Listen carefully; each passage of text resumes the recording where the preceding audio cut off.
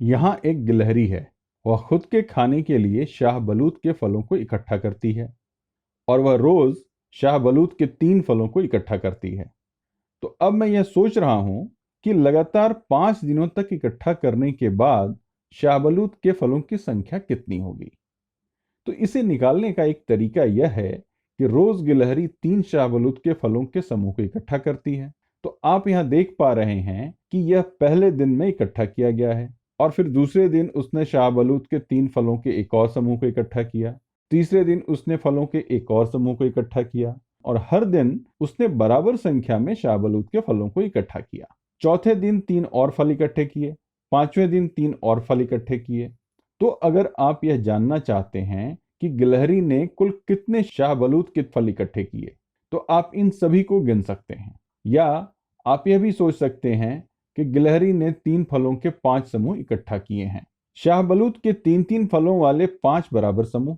तो आप यह कह सकते हैं कि शाहबलूत के 3-3 फलों वाले 5 समूह और कुल समूह है 5। हम यहाँ 3-3 वाले 5 समूह देख रहे हैं।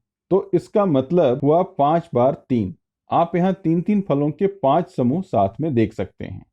3 जोड़ 3 जोड़ 3 जोड़ 3 जोड़ 3। और यदि आप इसकी गिनती करना चाहते हैं तो आप इसे अंकों को छोड़कर की जाने वाली गिनती से कर सकते हैं, जिसे स्किप काउंटिंग भी कहते हैं।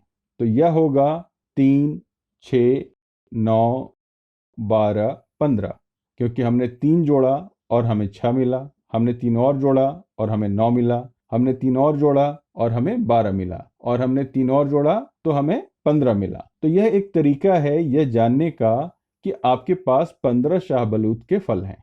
लेकिन अब हम यहाँ गणित के सबसे आधारभूत तरीके को अपनाने जा रहे हैं और सच में हम इसका उपयोग करने जा रहे हैं। अभी तक हमने इस शब्द का उपयोग नहीं किया है। इस शब्द को हम गुणा या मल्टीप्लाई या मल्टीप्लिकेशन के नाम से जानते हैं। हम यहाँ गुणा का उपयोग कर रहे हैं। सभी गुणा ये बताते हैं कि वे किसी संख्या के गुणज या बराबर समूहों की एक क्रमबद्ध गिनती हैं। तो यहाँ हमने जो किया उसे बताने का एक तरीका है।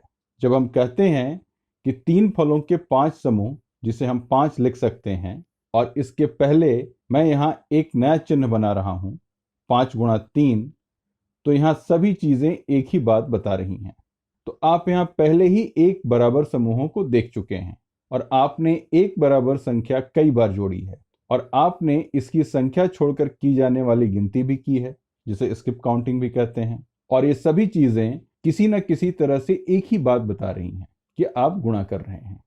इसलिए जब कोई कहता है कि 5 बार 3, तो आप इस 3 के 5 समूहों को देख सकते हैं।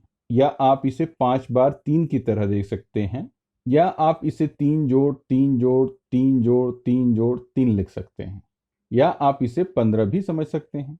चलिए अब इसे यहीं छोड़ते हैं। खान अकेडमी में इस तरह के कई सवाल मिलेंगे जिस पर काम करके आप इसे सीख सकेंगे और आपको इसके पीछे का कारण भी समझ आएगा। आप देखेंगे कि यह बहुत ही उपयोगी सिद्धांत है जिसे आप अपने जीवन में कई जगह उपयोग करेंगे।